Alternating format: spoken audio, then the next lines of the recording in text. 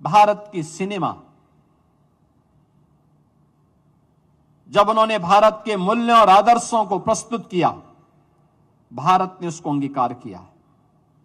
लेकिन एक समय ऐसा भी आया, ये कला, ये मंचन, ये सिनेमा, एक कलाकार, ये केवल एक मंचन नहीं होता है, एक रचनात्मकता होती है।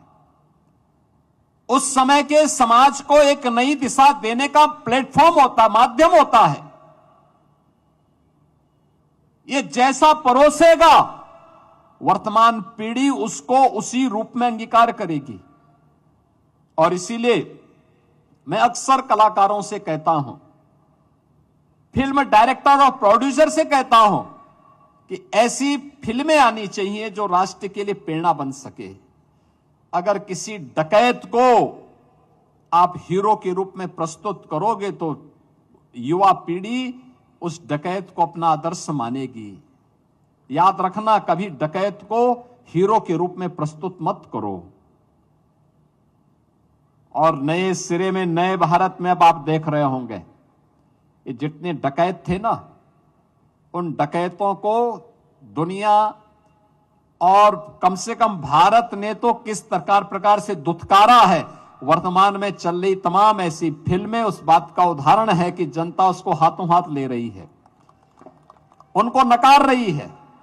लेकिन एक समय था जब अच्छे पात्रों को खलनायक के रूप में प्रस्तुत करने का प्रयास हुआ था और खलनायकों को उन फिल्मों के माध्यम से नायक के रूप में प्रस्तुत करने का प्रयास होता था। परिणाम क्या था? पीढ़ियां खराब हुई, पीढ़ियां खराब हुई।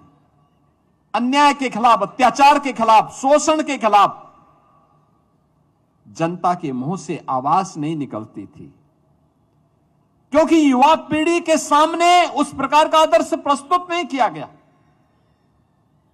और अब आपने देखा होगा किस प्रकार की प्रस्तुति हो रही।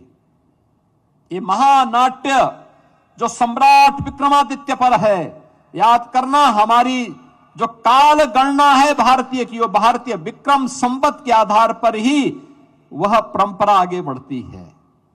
और पंचांग की धरती ये है, काशी है, काल गणना की धरती उज्जैन है। इन दोनों का समावेश इस प्रक्रिया को, भारतीय काल गणना को वैश्विक मंच तक पहुंचाने में अपना योगदान देगा, सही तथ्य प्रस्तुत करेगा।